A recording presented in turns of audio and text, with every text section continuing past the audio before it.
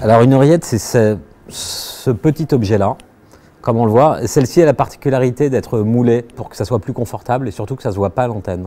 On a un petit système tout simple, il y a des petites antennes relais, comme un téléphone portable, qui sont relayées directement en régie et qui nous permet ensuite de leur parler. Nous, on a des clés de régie sur lesquelles on appuie. On a une clé par animateur, par chroniqueur. Jean-Luc Delarue, c'était un vrai concept, le fait d'être relié en régie et de montrer qu'il était proche du téléspectateur. Ou Frédéric Lopez, qu'on a fait une émission qui s'appelait Panique dans l'oreillette et qui était un concept autour de ce petit objet.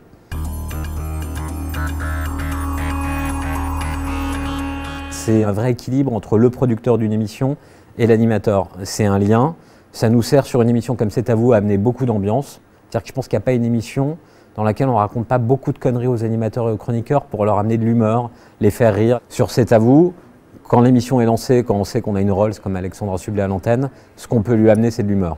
Voilà. Donc on déconne tout le temps.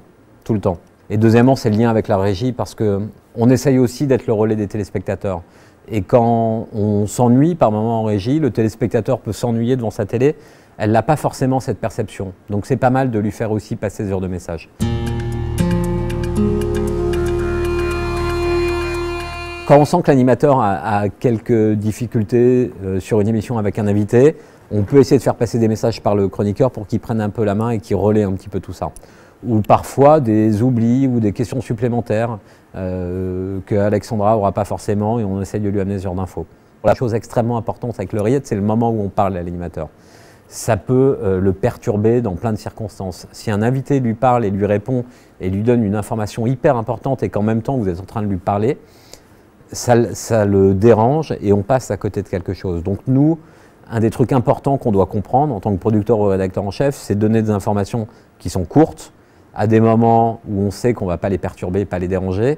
Et ça, moi j'ai bossé avec pas mal d'animateurs, personne ne travaille de la même façon et il y a une vraie relation, comme dans un couple, qui doit s'instaurer dans une relation avec une oreillette. Et il n'y a aucun animateur qui travaille de la même façon. C'est plus pour la production que c'est devenu un outil indispensable que pour les animateurs. En tout cas, moi, les animateurs avec qui je travaille, aujourd'hui, ils sont capables de tenir une émission sans. Nous, en tant que producteurs, on aurait l'impression qu'il nous manque un outil de contrôle sur l'émission. Ça nous est déjà arrivé que l'oreillette ne marche plus, c'est une panique totale. On est devenus, nous, totalement accros et totalement liés à cette petite oreillette. Ne serait-ce que cette histoire de timing, les directs sur France 5, on doit rendre à la seconde près. Je peux vous dire que c'est extrêmement difficile sur un direct de couper un invité et rendre à la seconde près.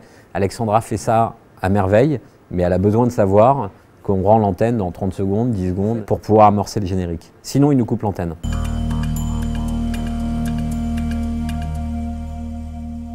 Certains animateurs très costauds comme Michel Drucker ne portent pas d'oreillette, n'utilisent pas le prompteur. Moi, j'ai travaillé avec Michel il y a 2 ans sur une émission à Cannes. Et j'ai bossé avec plein d'animateurs qui utilisent tous l'oreillette et je ne me suis pas posé la question de savoir si Michel en utilisait ou pas. 1 heure avant l'émission, il me dit mais moi je ne porte pas d'oreillette. Et je fais mais comment on va pouvoir communiquer? C'est moi qui étais désemparé, pas lui.